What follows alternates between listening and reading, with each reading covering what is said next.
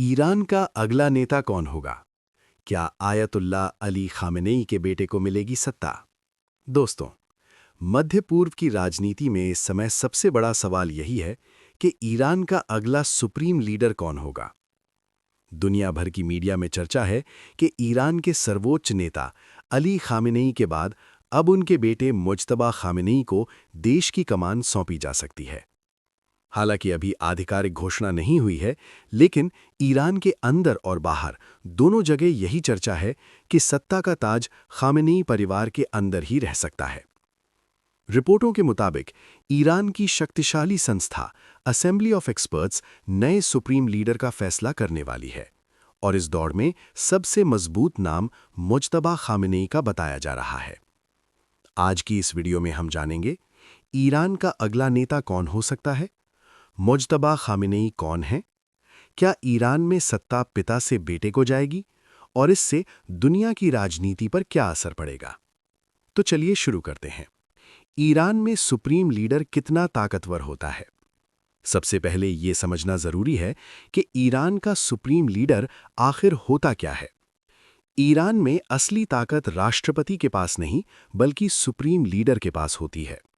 Supreme leader सेना का सर्वोच्च कमांडर होता है, विदेश नीति तय करता है, परमाणु कार्यक्रम पर अंतिम फैसला उसी का होता है, न्यायपालिका और सेना के बड़े अधिकारियों की नियुक्ति भी वही करता है।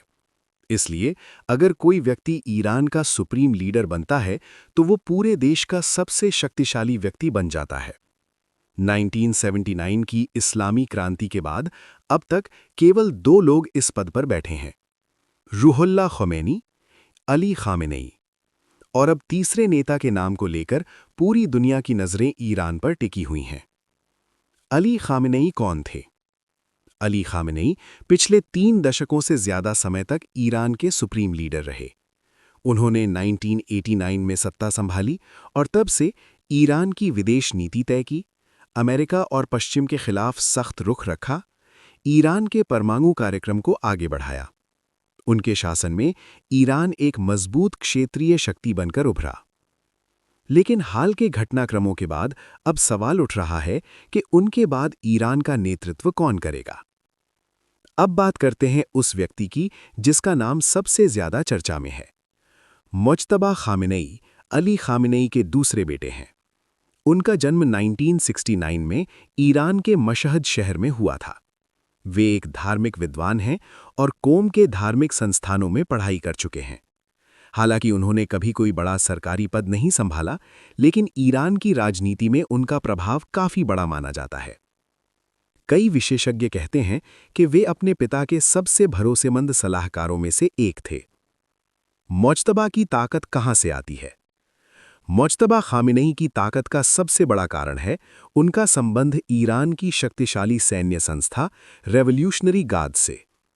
कहा जाता है कि उनका सेना के कई बड़े अधिकारियों से करीबी रिश्ता है, सरकार के अंदर उनकी मजबूत पकड़ है और धार्मिक नेताओं के बीच भी उनका प्रभाव है। इसी वजह से कई राजनैतिक विश्लेषक उन्हें ईरान का छिपा हुआ शक्ति केंद्र भी कहते हैं। रिपोर्ट्स के मुताबिक वे लंबे समय से पर्दे के पीछे से राजनीति में प्रभाव डालते रहे हैं। क्या ईरान में सत्ता बेटे को मिल सकती है? अब सबसे बड़ा सवाल यही है, क्या ईरान में सत्ता पिता से बेटे को मिल सकती है? ईरान एक इस्लामी गणराज्य है और आधिकारिक रूप से यहां लोकतांत्रिक और धार्मिक संस्थाओं के जरिए नेता चुना जाता है। नए सुप्रीम लीडर का चुनाव असेंबली ऑफ एक्सपर्ट्स करती है। ये 88 धार्मिक नेताओं की परिषद होती है। लेकिन अगर मुज्तबा को चुना जाता है तो ये पहली बार होगा जब ईरान में सत्ता एक ही परिवार के अंदर चली जाएगी। कई विशेषज्ञ इसे राजशाही जैसी